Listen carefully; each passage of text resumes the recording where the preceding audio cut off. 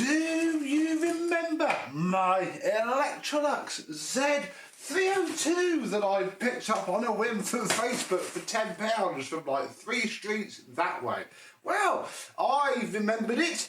It's all done. I grabbed it out recently, gave it a full refurbish, and blessed it is, utterly transformed. Still missing the top piece. I haven't managed to find, just because I have to find an entire scrap machine for it. Haven't done it yet. It looks all right enough as it is. So let's have a look at how it came out, look at the new parts I fitted, and show you how he works now.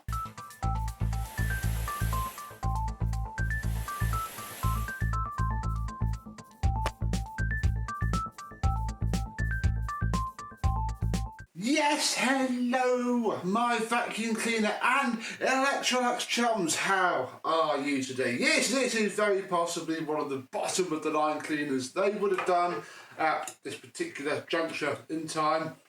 It's all quite hard to tell really, because there would have been a basic model of another style that would have run alongside this for maybe 20p cheaper, as was the Electrolux way. It was all very sort of muddled up. So yeah, this particular one, very popular in the UK. We have ourselves a nice WG plug, WG branded, all very nice and clean, and even the original grey flex came up very well indeed.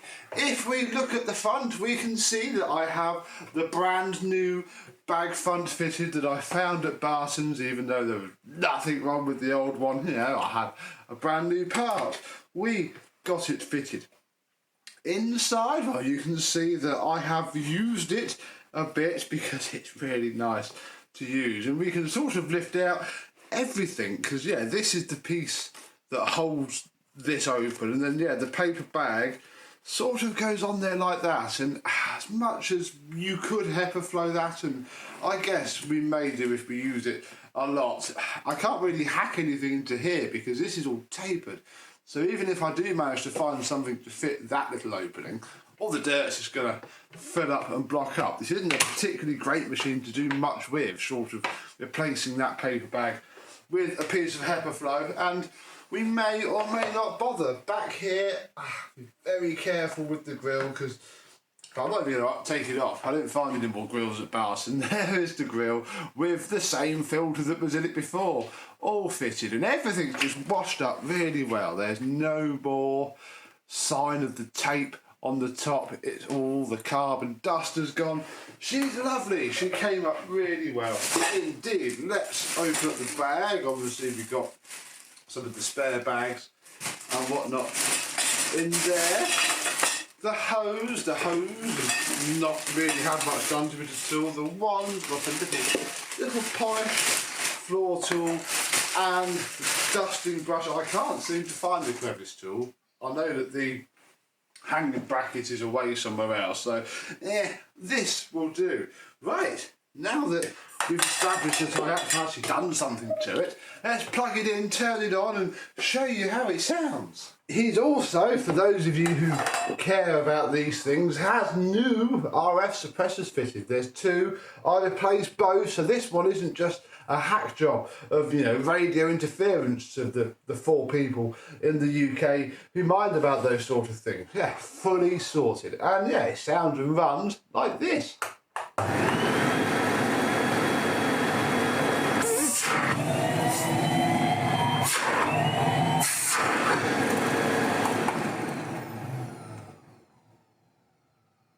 Beautiful. Sounds like new, runs like new, even has that old Electrolux smell as the carbon brushes bed themselves back in after we had them off. And combined with the hose that holds there, we have a very good machine indeed. It's a very boring machine. Look, it's a very boring set of machines. We have the dusting brush that we can fit.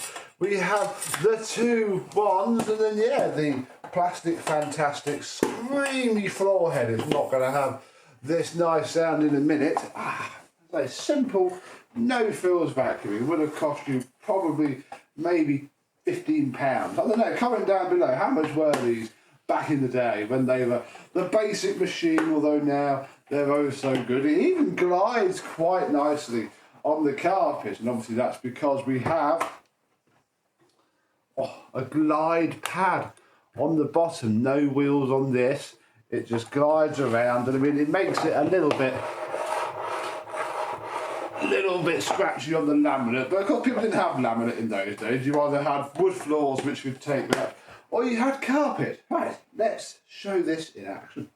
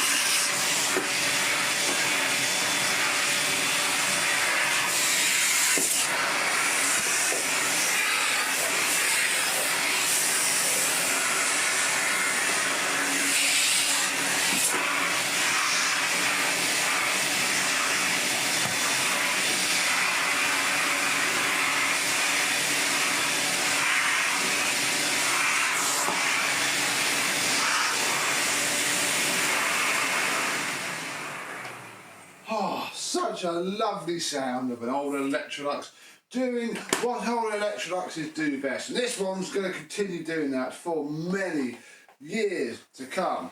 What are the plans for in the future? Well, yes, if we do find a scrappy one, I will grab it, and obviously it's only this piece here, and then we'd have to do something about that needs to be done. Everything else is sorted. So who knows, one day we might see it a lot. One day we might not, because quite frankly, as fine as it is, there's a little hole there, but it isn't deep enough.